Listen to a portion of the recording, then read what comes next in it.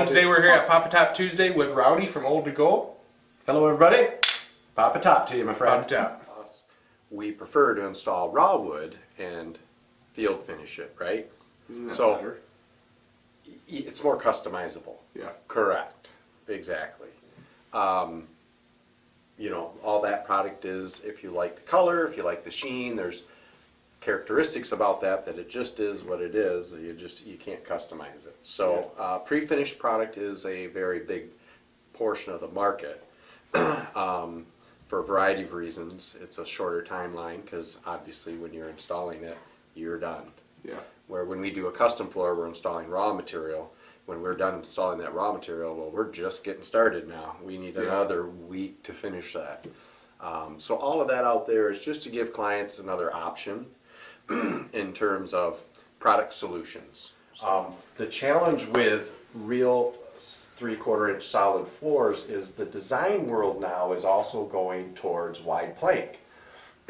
If you've been in the older homes in the greater Grand Rapids area, you commonly see 2 1/4, 3 1/4 inch wide plank for the homes that were built like in Heritage Hill, Alger Heights. Yeah. And that was a common product, but the narrower width gives the floor great stability. Well, nowadays designers want to use a wide plank, what we call a wide plank, 4 inch, 5 inch, 7 inch, 9 inch. We've even done floors at 11 inches wide. Holy smokes.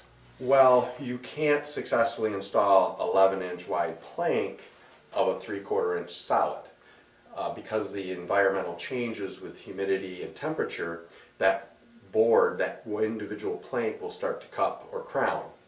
And so you'll have some field failures from a technical standpoint. So what the industry has done is the wider plank products are generally engineered. For example, this is a fantastic product that we really like, but if you take a very close look here, you can see that on the top there is the real wood. Yeah. And then there is a core and a backboard here that create the stability. So now we can deliver hardwood floors in a wide plank that are very stable. They'll lay very flat, they won't cup or crown, and consequently this is a fantastic solution for designers and homeowners looking for a wider plank look. The higher quality engineered products like this, we would know as professionals because we know you can't install something this wide in a full 3/4 inch.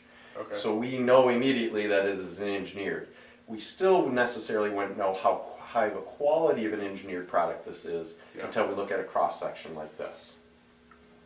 And then of course, normally we would do this in a floor vent. We pull the floor vent out, take a peek and go, okay, this is an engineered product. And it's either a very low quality or it's an acceptable quality that we can refinish. Yeah. So, and that drives the price point, you know. And unfortunately, homeowners sometimes make a decision strictly on price only to regret it later, right?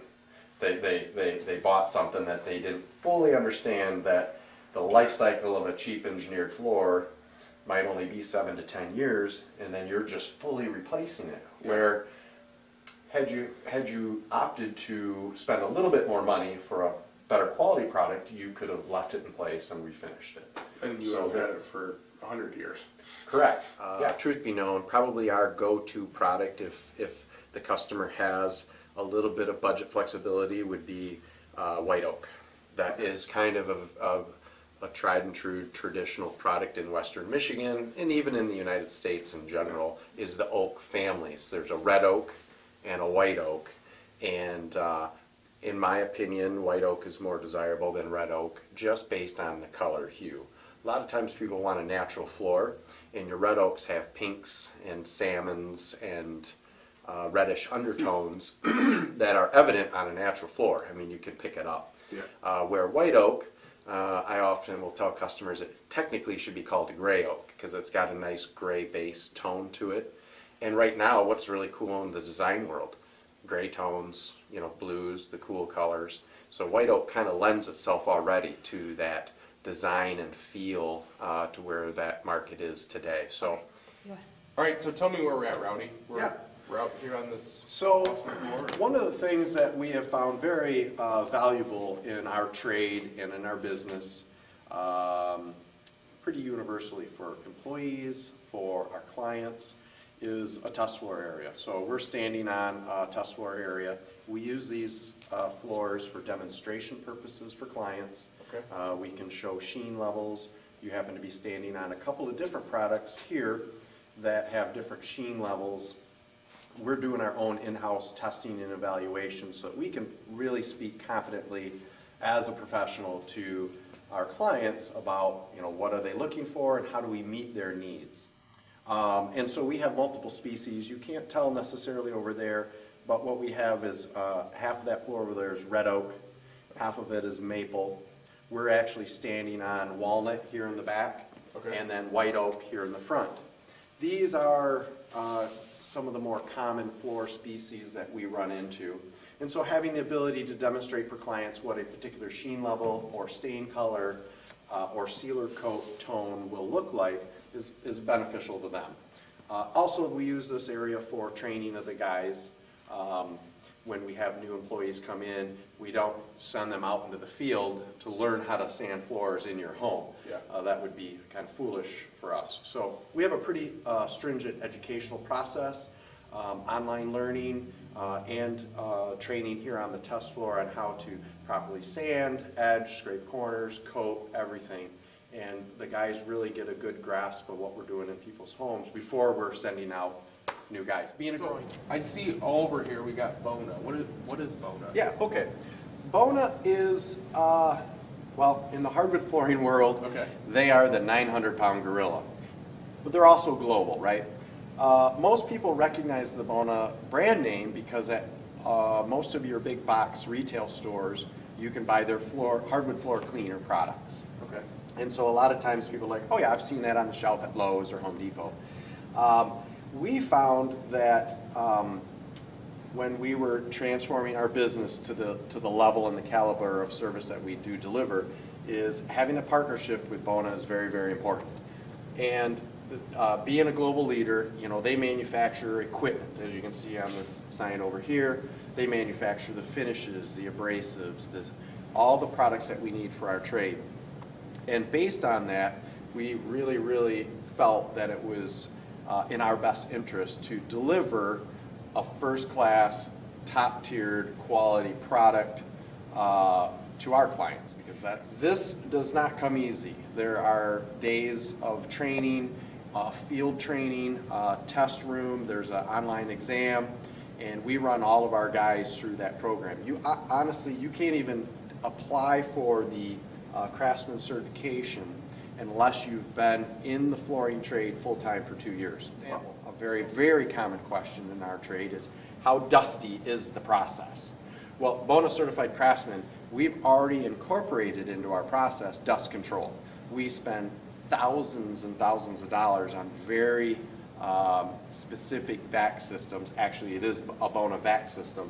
This guy right here. That's the sander. This right here is the vac system. It's a HEPA filter vac system that is engineered and designed for the concrete grinding and wood floor sanding. Because the particulate is so fine, you have to have a really, really high quality HEPA filter to clean the air properly. We didn't run out and just buy rigid shop vacs at Home Depot and say, we've got dust control. Now, there are people in town that say that they have dust control and that's what they're running. They're running a $90 shop vac. This machine right here is $3,000, and for good reasons. The air quality and the filtration process in it is amazing. Years and years ago, we used to, when refinishing a floor, would plastic everything off and contain it all, and we'd hire another company to come in and clean the house when we were done. But this vac system is so amazing, we don't do any of that anymore. We don't plastic or tarp off anything. We come in, we hook this up to our machines and run it, and it's really pretty impressive. When it comes to a service trade, just like what you're providing for landscaping, that's service base, right? With wood floors, this is a service base. You can't make the decision on price alone. If you do, you're setting yourself up for possible disappointment. because there's always ways to cut corners Oh, absolutely. and deliver an inferior product. You just don't know it. Yeah. People don't refinish their floors frequently enough to become proficient at analyzing what is a good deal. Yeah. What is a good value? What is a good service? What can I expect? What do I need to analyze when making this decision of what company to use to redo my floors? There's a lot of things to navigate, and unfortunately, there are guys in town that refinish floors, not to our level of quality or satisfaction, but there are several times a month we're called in to repair, fix, salvage a scenario that went sideways.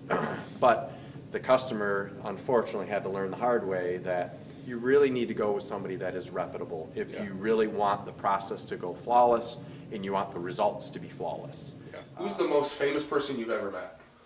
Oh, man, that's a great question. I would love to have just some over-the-top fantastic answer to that question. But you know, I can't say as if I've really ever met anybody famous. If you were a doctor, which specialty would you choose? Ooh, fantastic. Well, I do like to consider myself a smart individual, but I don't know if I'm smart enough to be a doctor. But let's just say I could be a doctor. I probably would be a surgeon of some sort. Okay. I like technical information and detail, and I know surgeons are really, really, very specific in brain surgery, neurosurgery, something like that. Very, very technical. I think that would appeal to me. Other than that, maybe a kid's doctor. Love kids. Got a couple kids myself. Yeah. And either one of those two categories would probably fit me very well.